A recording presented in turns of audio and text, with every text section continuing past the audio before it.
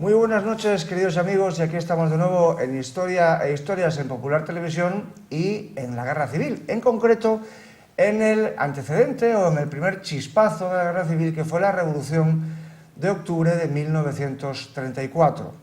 Como les informé en el programa anterior, con Pío Moa, volvemos a tenerle aquí hoy para hablar de este tema, al cual dedicó su primer libro, publicado en 1999, Los orígenes de la Guerra Civil Española, un clásico ya de la investigación sobre aquel trágico episodio del año 34 que posteriormente quedaría, digamos, un poco oculto, un poco en segundo plano por la gran tragedia que se desencadenaría 2 años después, el 18 de julio del 36.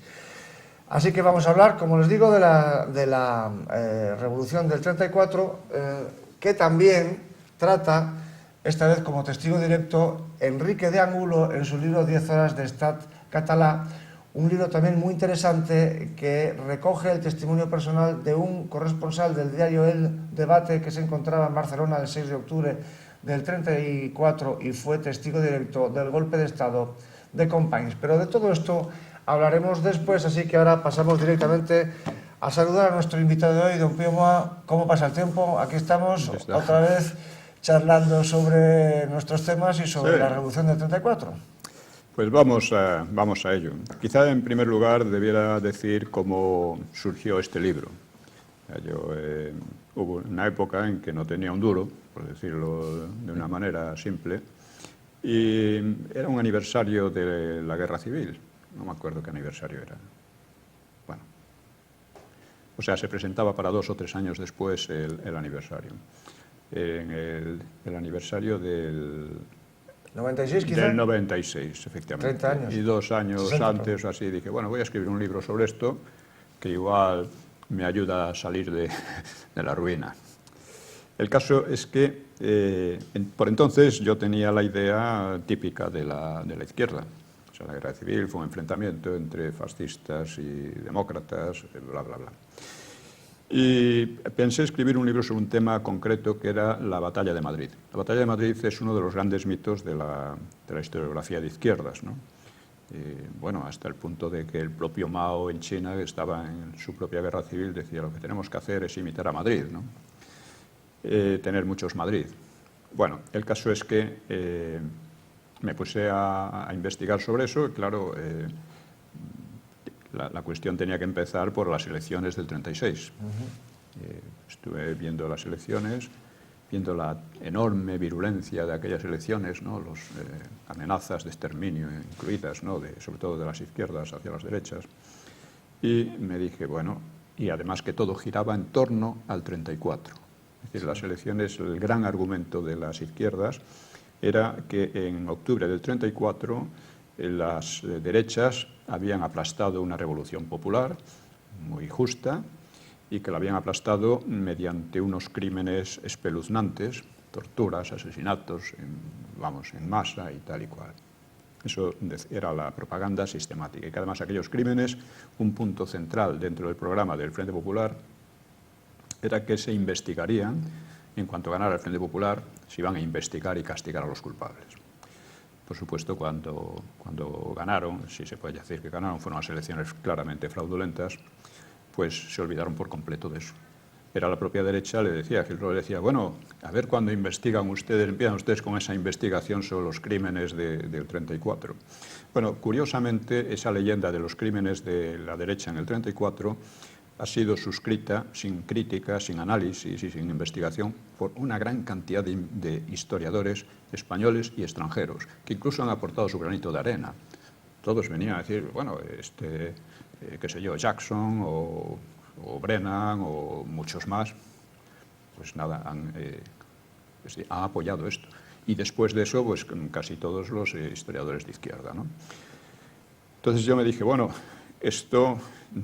ya que esto no se puede explicar sin el 34, voy a investigar el 34. ¿Bien? Y efectivamente, porque entonces yo pensaba, bueno, tuvo que haber unos crímenes terribles por parte de la derecha, ¿no?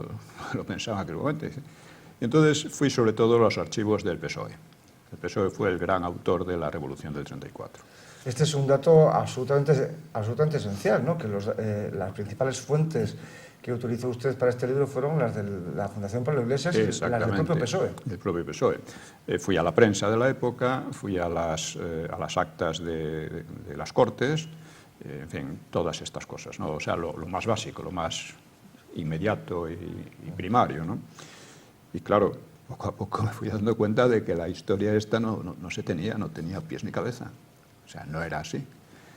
Y que la historia real era muy otra. Entonces ya me centré en el estudio del 34, dejando aparte la batalla de Madrid, dejando aparte las elecciones del 36. Bueno, pues empiezo a investigar, como digo, en todas estas fuentes y me encuentro con que lo que había pasado era que en 1933 las elecciones son ganadas por la derecha por amplia mayoría. Por amplia mayoría. Y las explicaciones que dan Tuñón de Lara y otros muchos historiadores, y claro, que la izquierda acudió desunida. Esto no es cierto. Hubo, en aquellos momentos había las coaliciones más variadas en las provincias y, en fin, estaban todos. Pero también era cierto que la coalición que había ganado las elecciones anteriores, una coalición de izquierdas, de republicanos de izquierda y socialistas, apoyados por los separatistas catalanes, etc., pues que esta coalición pues había perdido las elecciones. Las había perdido después de 2 años de estar en el poder. En esos 2 años la situación española había empeorado muchísimo. No hay que olvidar que la época anterior a la República fue la época de la dictadura de Primo de Rivera. La dictadura de Primo de Rivera, España creció mucho más de lo que había crecido anteriormente, fue un país mucho más estable, entre otras cosas porque contó con la colaboración del Partido Socialista. Es decir, un partido que está armando gresca constantemente, llamando a revoluciones o a huelgas constantes, es un partido que puede desestabilizar cualquier régimen, si es un partido fuerte, y el Partido Socialista lo era. Pero resulta que el Partido Socialista, durante la dictadura de Primo de Rivera, se portó muy civilizadamente. Y no el propio Largo Caballero fue miembro del... Sí, era, ¿cómo se llama? Era algo así como consejero de Estado o algo así. Sí. Bien, pues el propio Largo Caballero. Pues claro, uno puede pensar, bueno, sí, una dictadura de derechas, básicamente de derechas. Bueno, hay que decir que Largo Caballero tenía la idea de estabilizar el régimen sobre una base de 2 partidos. Un partido de derechas, que era la Unión Patriótica, que no llegó a funcionar, y un partido de izquierdas, que sería el Partido Socialista, que se estaba portando, como digo, de manera civilizada. Y eso podría haber dado lugar a una evolución más pacífica y más tranquila, ¿no? Pero el Partido Socialista, a pesar de las ventajas que estaba recibiendo a costa de los anarquistas, porque para los socialistas fue muy importante decir, si los anarquistas son perseguidos, porque habían llevado a cabo campañas de terrorismo, sí, como la ETA luego, pues nosotros podemos aprovechar la situación. Bien, pues el Partido Socialista llega a la República como el partido más organizado, más fuerte, más disciplinado, con diferencia, con una UGT, un sindicato fortísimo.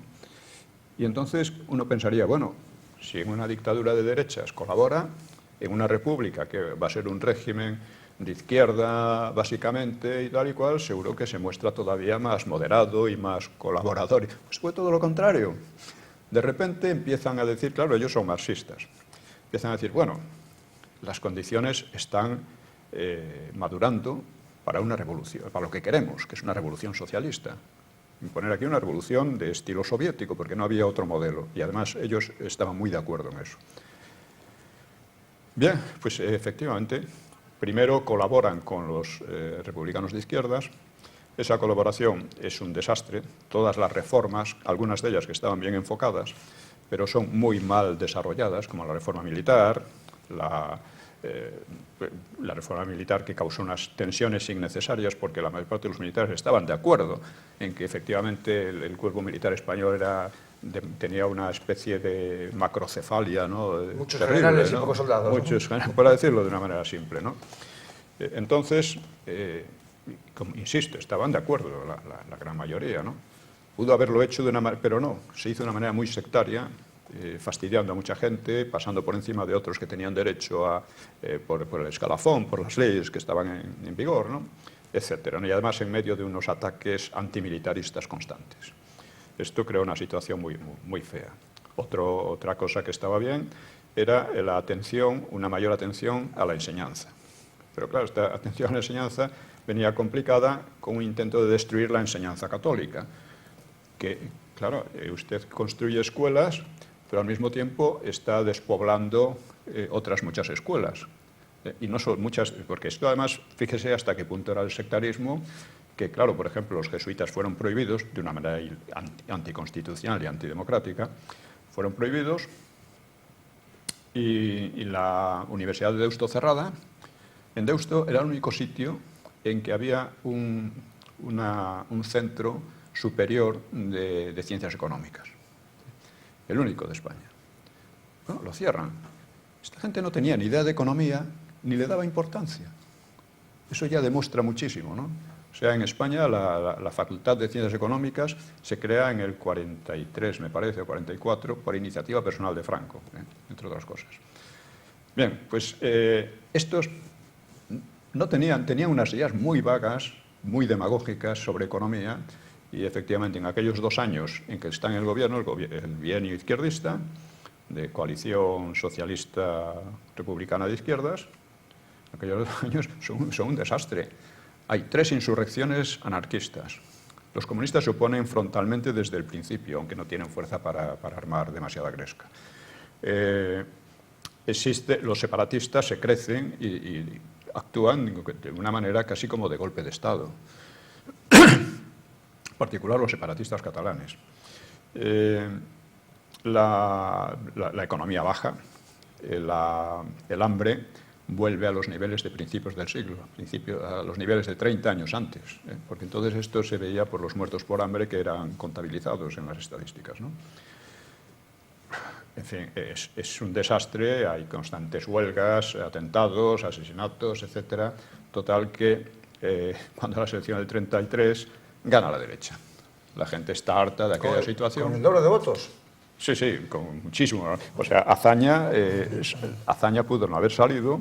Si salió fue simplemente porque se presentó una candidatura socialista en Bilbao, por Bilbao. Su lugar natural era Madrid, sí. Porque si se presenta por Madrid no sale. Sí. Hoy ya se ve que los grandes culpables de que ganara la derecha en el 33 fueron las mujeres por su excesiva tendencia a pasar por el confesionario. Bueno, ahí hay otra cuestión interesante. Una de las cosas que siempre dicen, bueno, la República concedió el voto a las mujeres. Bueno, sí, efectivamente, en eso estaban de acuerdo derechas e izquierdas, pero las izquierdas con muchas reticencias. Porque Margarita Nelke, por ejemplo, estaba en contra, Victoria Kent estaba en contra, eran diputadas, etc. Y el propio Pireto decía que no, se ausentó para no tener que dar la cara, y otros muchos más, ¿no? Pero el caso es que, con el apoyo de las derechas sobre todo, se acepta el voto femenino. Pero es curioso el argumento que utilizaban estas dos señoras, Margarita Nelken, sí. Bueno, y otros tantos, evidentemente, contra la gran... Sí. Ay, madre mía, se me acaba de escapar el nombre ahora. Ay, Dios mío. La gran defensora del voto femenino. Madre mía. Sí, Clara Campoamor. Clara Campoamor, se me acababa de ir, perdón. Bien, pues básicamente lo que venían a decir es que ellos temían que las mujeres votarían a las derechas y no votarían a las izquierdas. Por consiguiente, el voto femenino valía si les votaban ellos, pero si no, no valía. Esta era la mentalidad democrática, entre comillas, que tenían estas personas, ¿no? Bueno, el caso, creo que no influyó demasiado el voto femenino en la victoria de las derechas. Influyó el hecho de que la gente estaba hasta las narices de aquella situación y pensaba que a ver si aquello se mejoraba. Un poco lo que ha pasado aquí, aunque con menos gravedad, en la época final de Felipe González o ahora de Zapatero. Es una situación de crisis económica, de desempleo creciente, de atentados, de follones de todo tipo, y entonces, bueno, pues que vote, a ver las derechas qué hacen. Básicamente no fue otra cosa. Bueno, ganan las derechas, inmediatamente los anarquistas responden con en noviembre del 33, responden con su insurrección más sangrienta, más de ciento y pico muertos, porque en todo este periodo de estos 2 años hubo, no recuerdo, pero están contabilizados, no sé si 2.000 muertos o algo por el estilo, ¿no? No era ninguna broma. O quizá, no 2.000 muertos, fueron menos, serían unos cientos, no recuerdo cuándo exactamente, pero unos cuantos cientos, ¿no? 2.000 muertos fueron en total o más de 2.000, claro, hasta el Frente Popular. Bien,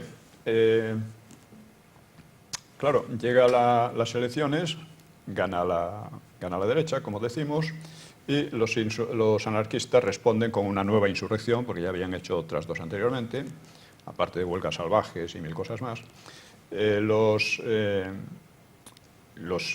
Azaña y compañía dicen que eso no se puede tolerar. Sí, que hay que si me permite, ya que ha mencionado a Azaña, les leo la frase textual. Azaña dijo: si la CEDA gobierna, quedaremos desligados de toda fidelidad a las instituciones. Eso fue en el 34. Sí. Sí. Pero ya antes lo que trata de convencer al presidente de la República, que era Alcalá Zamora, decirle, mire, hay que anular estas elecciones y hacer otras nuevas con garantía de que ganemos los buenos. Básicamente ese era su argumento, ¿no? Y eso junto con otros muchos. Alcalá Zamora lo menciona en sus memorias, ¿no? Esto eran intentos de golpe de Estado.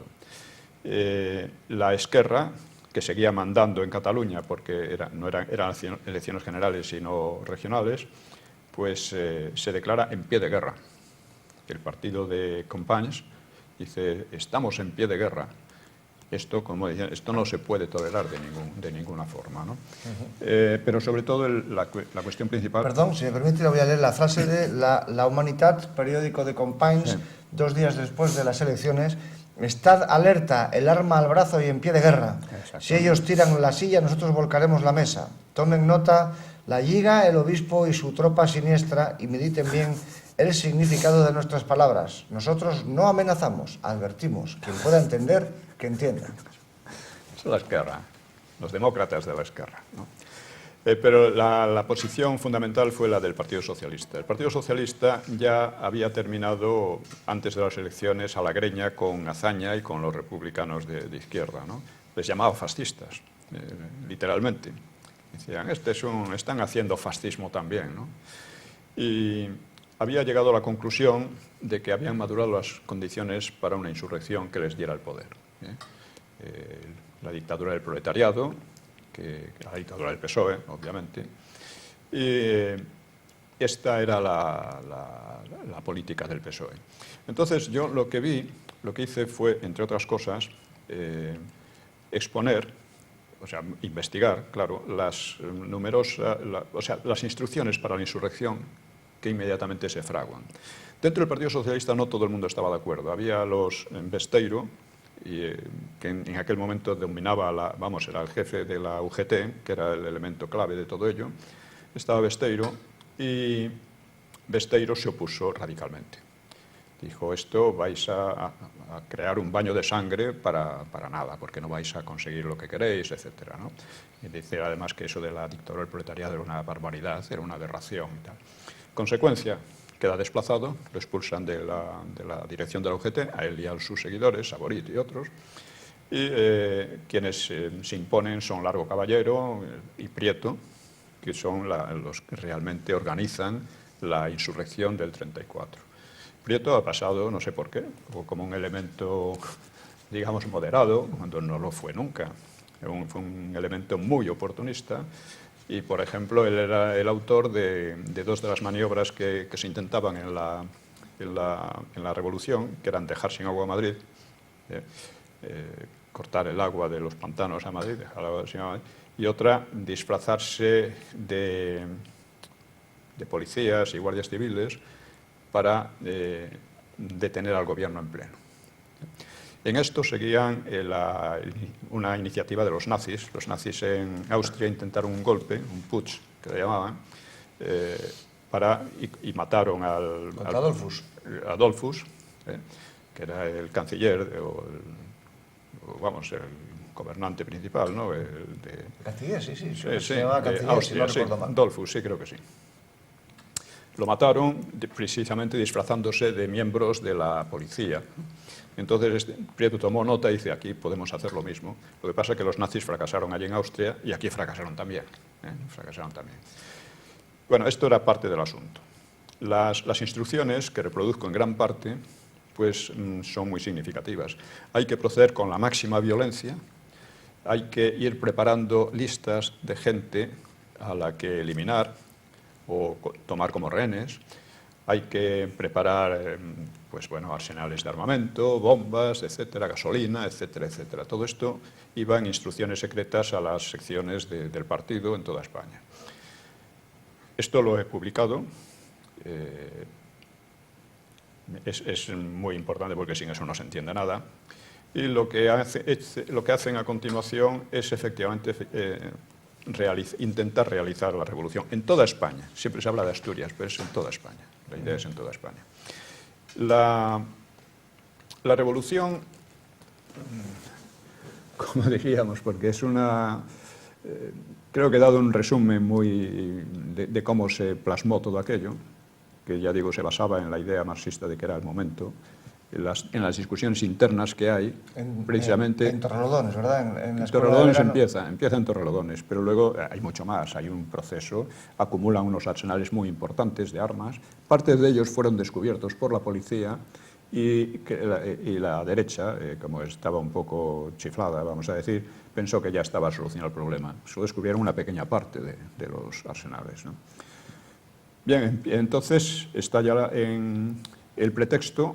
Bueno, en primer lugar, durante todo el verano del 34, los socialistas, en colaboración con Azaña, con los separatistas catalanes y con los separatistas vascos, con el PNV, están realizando maniobras de desestabilización del régimen.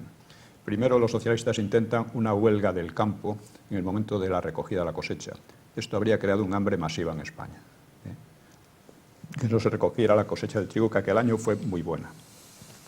Esto fue reprimido de manera bastante eficaz, afortunadamente. Si uno lee a Preston, piensa que fue reprimida de una manera salvaje y no fue así.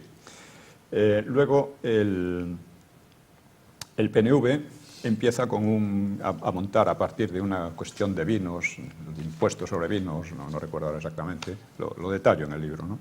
Empieza a montar una maniobra desestabilizadora que es apoyada por los socialistas y por los republicanos de izquierda. Como vemos, separatistas e izquierdas unidos siempre. A continuación empieza Companys que está realmente haciendo lo mismo que los socialistas, creando grupos de asalto, por así decir, ¿no? Grupos de personas, de milicias, vamos, realmente milicias, ¿sí?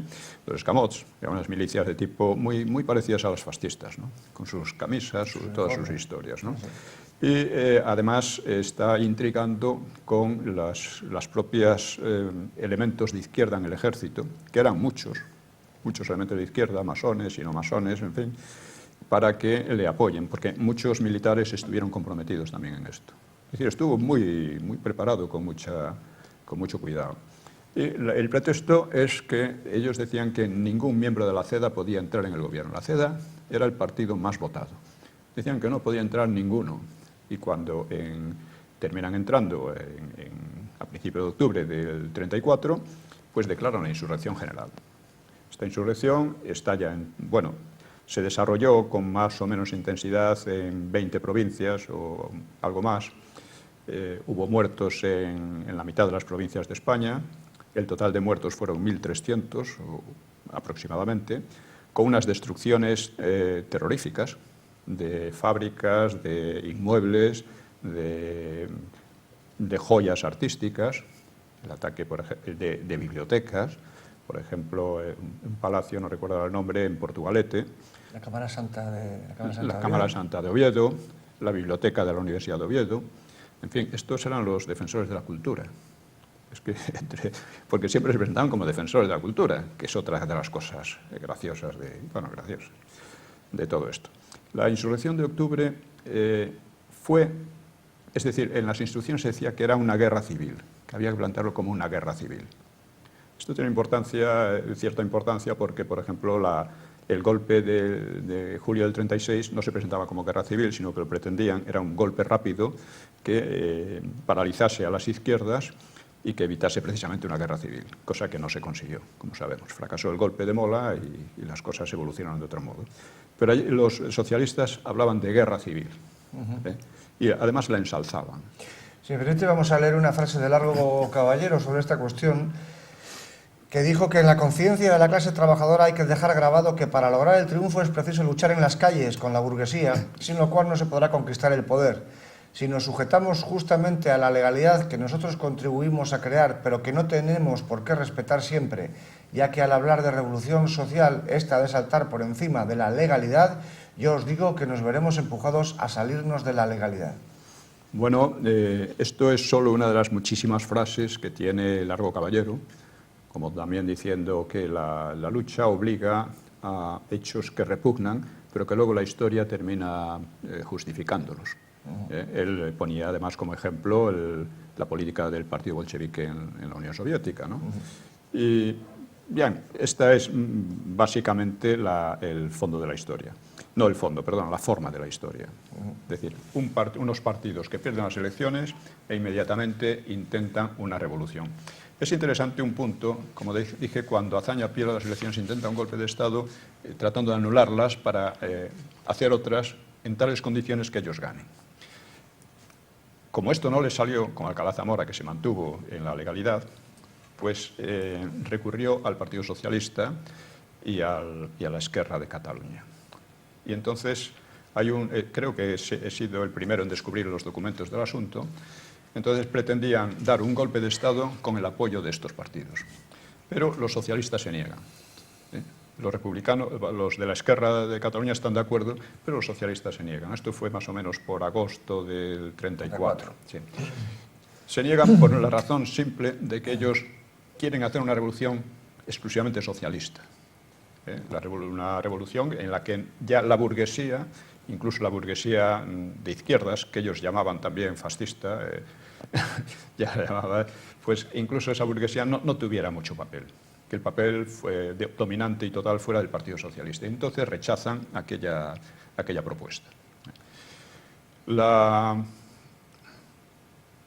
Vamos a decir, la posición de Azaña luego, cuando llega la revolución, pues es lo que usted ha leído antes, es decir, que nos salimos de la legalidad, sí, que no apoyamos las instituciones, que nos salimos de las instituciones, etcétera, etcétera. Es decir, apoyando a la revolución socialista. Azaña después, cuando se va formando el Frente Popular y Azaña lleva a cabo una serie de, pronuncia una serie de discursos de masas muy importantes en el año 35, siempre exaltan la revolución socialista, la revolución de octubre. Está de acuerdo con ella, se manifiesta muy a favor. Esto es para entender lo que era Azaña, porque generalmente se le pone como un hombre demócrata, moderado. Bueno, era moderado si lo comparamos con Largo Caballero o con Prieto, pero no era moderado en ningún sentido lógico de la palabra. Él no respetaba la legalidad como ninguno de ellos, ¿no? Su propia legalidad no la respetaba. Es muy importante señalar que el fondo del problema es este. En una sociedad, en cualquier sociedad, hay muchas tendencias distintas, hay muchos intereses distintos, sensibilidades. O sea, la sociedad humana no es como la de las hormigas, es una sociedad muy individualizada. Y se forman grupos, etcétera, que cambian. Todo esto es normal en todas las sociedades. ¿Qué es lo que impide que, siendo así, no degenere constantemente en una lucha de todos contra todos? Pues lo que es la ley. O sea, una ley, si se respeta, la ley dice, bueno, trata de dar a cada uno lo suyo, ser más o menos justa e impedir que los intereses de cada grupo, de cada persona, se impongan de manera salvaje. Si la ley no es respetada, la convivencia se hace imposible. Esto fue exactamente lo que pasó en la República. Y esto, la clave está en la insurrección del 34. Gerald Brennan, que dice bastantes tonterías, es verdad, pero era bastante perspicaz, pues dijo que la insurrección de octubre del 34 era la primera batalla de la Guerra Civil, porque en ella se dieron además todos los aspectos que luego caracterizaron a la guerra civil del 36 al 39. Se dio una lucha feroz de partidos. El Frente Popular, que se forma después de esto, en realidad se forma en cierto modo en aquel momento. Los republicanos de izquierda apoyan al Partido Socialista. Parte de los anarquistas apoyan la revolución y participan en ella, sobre todo en Asturias. En Cataluña no, que fue una de las Cataluña razones por las que fracasó. Fue una de las razones por las que fracasó, porque ocurrió una cosa muy curiosa, y es que la Esquerra se había convertido en una gran perseguidora de los anarquistas. O sea, al principio de la República iban todos de acuerdo, es decir, la Esquerra le permite a los anarquistas asesinar a un montón de obreros que estaban en desacuerdo del sindicato libre. Les permite asesinarlos, les permite expulsarlos de las fábricas, etc. Muchos de ellos pasaban verdadera hambre porque no les admitían en ningún sitio. Los patronos, asustados por la potencia del sindicalismo anarquista, obedecían. Un poco lo que ha pasado en el País Vasco con la ETA y cosas por el estilo, ¿no? Pero los anarquistas no pensaban de ninguna manera supeditarse a la Esquerra. Eran anarquistas, no admitían ningún poder que no fuera el suyo, claro. Entonces empiezan a armar huelgas, siguen los atentados, se crea una situación de inestabilidad en Cataluña, total que la Esquerra termina atacándolos. Había un tal Miquel Badia, que era el jefe de la policía, acusado... El capitán Collons. Capitán Collons. Este era... El jefe de los escamots. El jefe de los escamots y el jefe de la policía antes del 34, ¿no? Hay una anécdota muy curiosa, bueno, no lo voy a contar porque nos desvía bastante del tema, ¿no? La de su asesinato por los cuernos, ¿no? El asesinato, sí, por una relación en que está una cosa de absoluto folletín. Vodevil, sí, sí. Bueno, pues el caso es que Miquel Badia era acusado de torturar, de asesinar, etcétera, y probablemente es verdad, a anarquistas, ¿no? Por lo tanto, había un odio bastante fuerte. Y Companys, por cierto, había sido durante toda su juventud lerrusista abogado de anarquistas. Abogado de anarquistas, de terroristas anarquistas, ¿no? Los pistoleros y tal, ¿no? Y mantenía todavía unas buenas relaciones con ellos a pesar de todos estos problemas que había entre ellos, ¿no? Porque estas cosas ocurren. Bueno, pienso que me estoy un poco yendo de... Bueno, tenemos todavía 10 minutillos, vamos a hablar, digamos, a centrarnos para que no se nos vaya el tiempo en la ruptura de la legalidad en el 34 sí. y luego también importantísimo en el hecho de que el punto 1 del programa del Frente Popular en febrero del 36 fue la amnistía para los 34. Sí, sí, Yo creo que esa es la cuestión esencial en la que tendríamos que centrarnos porque nos va quedando poco tiempo. Sí, bueno. ¿Qué fue la revolución del 34? Primero, no fue una revolución de Asturias ni una huelga de Asturias, como se la ha querido presentar. Fue una revolución planteada por el Partido Socialista con el apoyo principal de la Esquerra y con el apoyo secundario de comunistas, de parte de los anarquistas, etcétera, para crear aquí un régimen de tipo soviético. Esto fue, según los documentos suyos, lo que realmente ocurrió. Fracasó. ¿Por qué fracasó? Fracasó fundamentalmente por una razón, porque las masas no le siguieron. El único sitio en que le siguió fue los mineros en Asturias. Se dice que uno lee, por ejemplo, a historiadores de derechas, como Cortázar, que dice, claro, era la miseria y tal. No, pues mire usted, el trabajo en las minas era muy duro, pero eran los obreros mejor pagados de España, entre otras cosas, los mejor pagados. Y además sostenidos con subsidios, unas minas que eran poco rentables, ¿no? Bueno, fue una revolución, fracasó porque las masas, supuestamente oprimidas, no siguieron los llamamientos ni del PSOE ni de la Esquerra. No lo siguieron, por ejemplo, donde sí había miseria, era en Extremadura. Y en Extremadura no hubo el más mínimo movimiento en favor de ellos, ¿no? En Cataluña pasó lo mismo.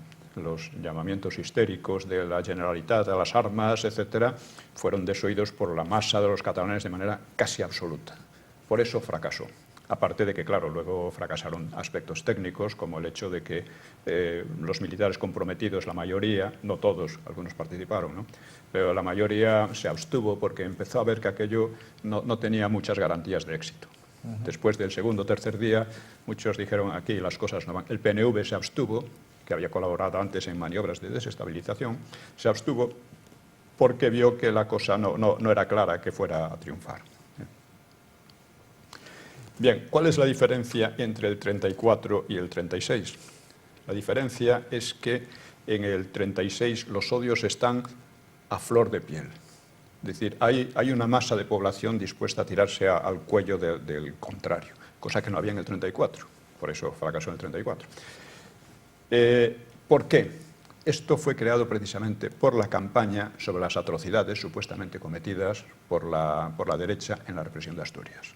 La represión de Asturias se convirtió en el gran tema, no solo español, sino internacional, con carteles, publicidad en todas partes, a través de... Esto lo explica Vidarte, que fue uno de los comprometidos en todo el asunto y que fue uno de los organizadores de la campaña. Esto colaboraron la masonería, colaboró la Comintern, colaboraron los socialdemócratas en casi todo el mundo, y entonces desde San Francisco hasta Moscú, se puede decir, pues se veían carteles horripilantes de guardias civiles fusilando a mujeres, en fin, cosas por el estilo, ¿no? Bueno, esto, vamos a decir, envenenó de tal manera la convivencia que en el 36 ya no es la misma situación. Ya las masas están realmente enervadas, están realmente furiosas, están dispuestas a luchar y a llevar adelante el exterminio del enemigo, ¿no?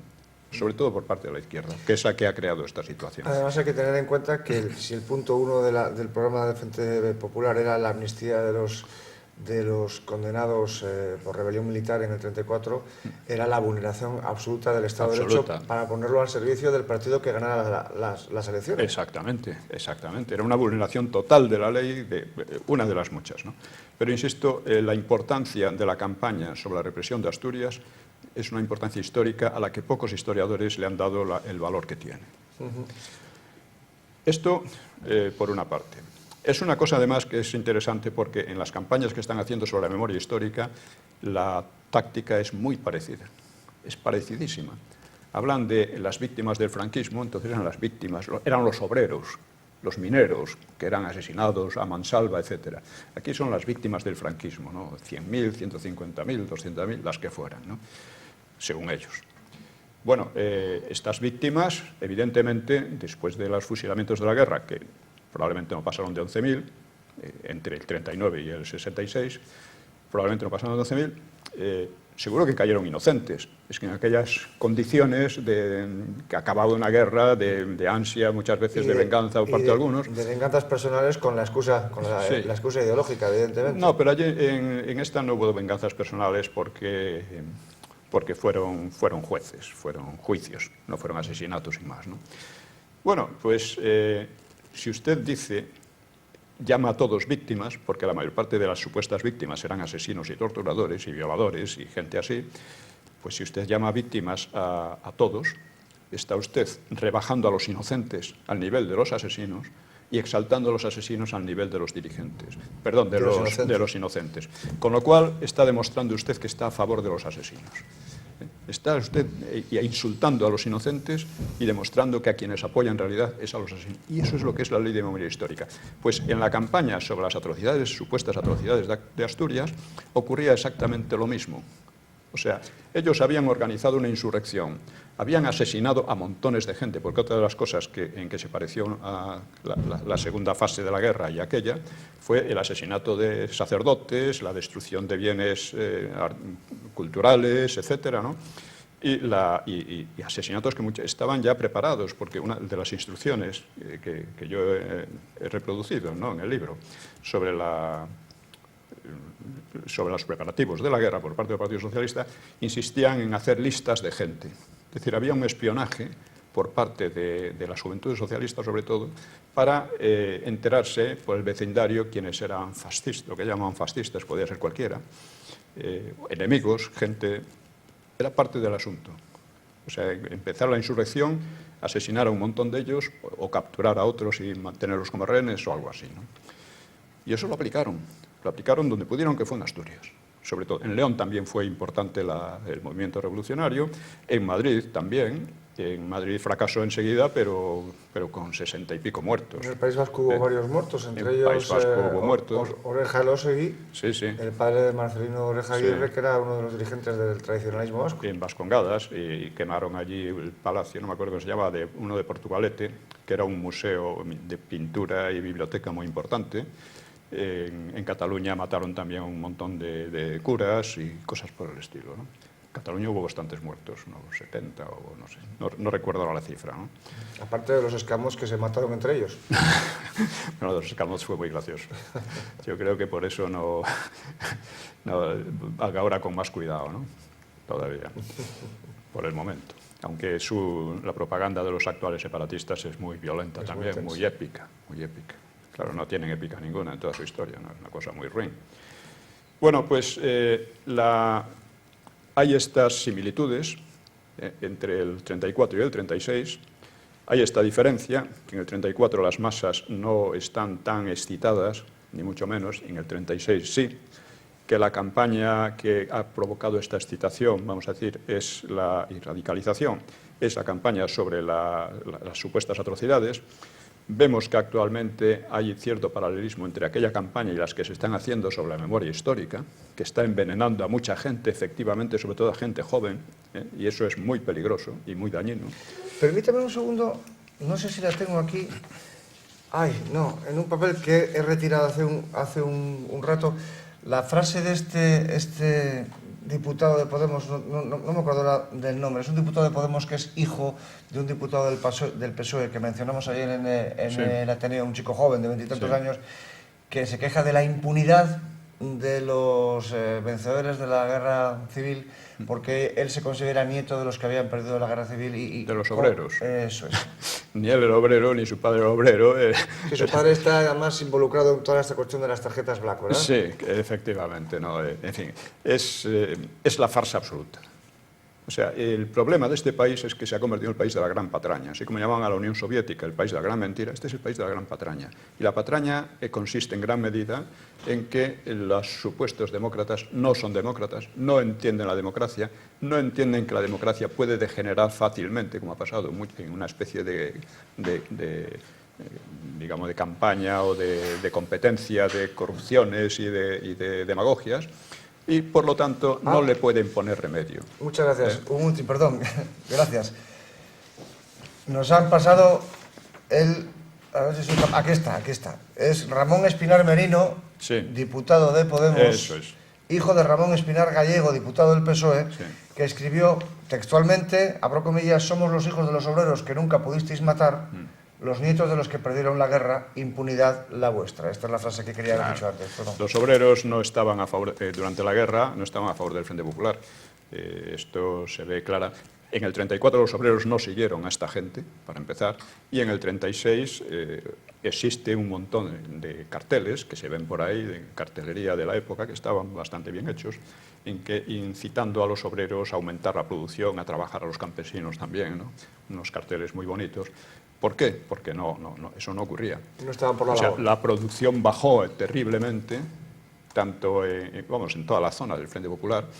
El hambre mayor del siglo XX fue en el 38 en la zona del Frente Popular, un hambre terrible, entre otras cosas porque la gente no tenía interés. Es decir, en Zuazagoitia o Azaña y otros pues hablan de este fenómeno, de que los obreros procuraban trabajar lo menos posible, que incluso en el desescombro después de un bombardeo muchas veces se retiraban a mitad de la faena porque decían que habían cumplido el horario y dejaban que podía haber heridos o muertos ahí sin rescatar entre las ruinas. Cosas así, ¿no? Este tipo de cosas revelan mucho más que toda esta retórica un poco indecente, ¿no? que tanto se prodiga actualmente, ¿no? Sí, sí.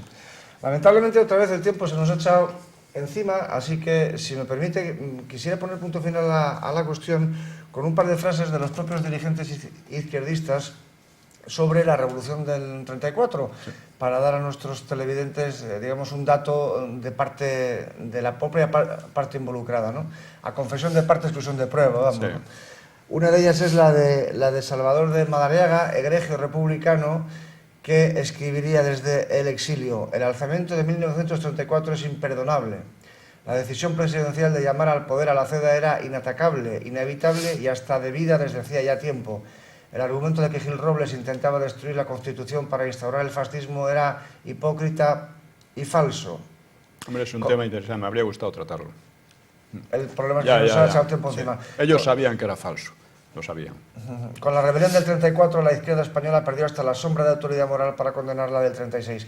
Y luego Sánchez Albornoz, nada más y nada menos, presidente de la República en el exilio, escribió: la Revolución de Octubre, lo he dicho y lo he escrito muchas veces, acabó con la República. Y sobre todo el dato definitivo, a mi parecer, es el de Indalecio Prieto, declarando en el 42, ya en el exilio en el Círculo Cultural Pablo Iglesias de México, lo siguiente: me declaro culpable ante mi conciencia, ante el Partido Socialista y ante España entera de mi participación en aquel movimiento revolucionario. Lo declaro como culpa, como pecado, no como gloria. Estoy exento de responsabilidad en la génesis de aquel movimiento, pero la tengo plena en su preparación y desarrollo. Por mandato de la minoría socialista, hube yo de anunciarlo sin rebozo desde mi escaño del Parlamento. Yo creo que con esto no hay poco más que comentar, ¿verdad? Sí, hay poco más que comentar. Entre otras cosas, quería decir que ellos eran conscientes de que no había peligro de fascismo. Lo dice Araki Stein, que fue el gran ideólogo de todo aquel movimiento. Lo decía en una revista useña, Foreign Affairs. Pues dice eso: en España no hay condiciones para que haya fascismo, pero dentro de aquí todos eran fascistas. Es más, incluso acusaban de fascismo a las izquierdas republicanas. Es que esto hay que leer la prensa de la época para darse cuenta de lo que era aquello y cómo no tiene nada que ver con las versiones que se han venido dando después, que son versiones propagandísticas, igual que sobre la guerra civil en general. Y ya digo, de demócratas ni lo eran entonces ni lo son hoy. Ni lo son hoy. O sea, hoy simplemente son más moderados porque las circunstancias, con una clase media grande, con una prosperidad basada en la prosperidad anterior, pues es más difícil ponerse en ese plan. Eso de que los obreros, que no pueden, eso suena un poco a cachondeo hoy día, ¿no? Ni ellos son obreros, ni los obreros les obedecieron, ni nada por el estilo. Pues tenemos que poner punto final aquí a nuestro programa de hoy y no sin antes volver a recordarles los libros de los que hemos mencionado aquí, fundamentalmente Los orígenes de la Guerra Civil Española, el clásico de Pío Moa, publicado en el 99. A pesar de ello, ha habido numerosas ediciones posteriores, de manera que ustedes lo pueden encontrar con mucha facilidad, y es un libro en el que se explica con una documentación aplastante, como hemos dicho antes, sacada fundamentalmente de los archivos del Partido Socialista y de la Fundación Pablo Iglesias, sobre la Revolución del 34, aquella chispa que prendió lo que finalmente acabaría desembocando en la Guerra Civil de 1936. Y también, si les interesa el tema catalán, es decir, la faceta catalana de la Revolución del 34, 10 horas de Estat català de Enrique de Angulo, con prólogo de un servidor, que también acaba de ser reeditado recientemente, y que, como les digo, explica toda la cuestión de la rebelión de la Generalidad y de los famosos escamots que hemos estado comentando aquí Pío Moa y yo. Así que, don Pío, muchísimas gracias por su presencia. Muchas gracias a vosotros.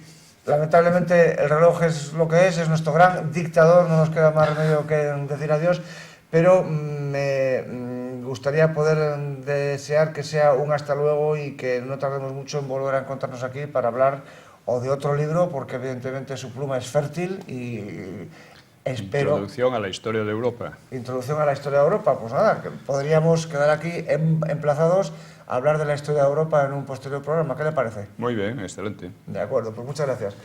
Y a ustedes, como siempre, ya saben, les recuerdo que este programa y los anteriores los tienen a su disposición en la página web de Popular Televisión, en la pestaña de Televisión a la Carta, así como si lo buscan directamente en YouTube mediante las palabras Historias Popular TV, Popular Televisión. Por cierto, no sean ustedes egoístas y compartan estos programas con sus amistades y con la gente que ustedes crean que puedan tener interés. Hoy con Internet es muy fácil, sencillamente se coge el enlace del programa de YouTube y se envía a las personas que ustedes estimen conveniente. Ya les digo, no sean egoístas y compartan este programa, el mejor programa de historia del mundo y de parte del extranjero de la televisión española.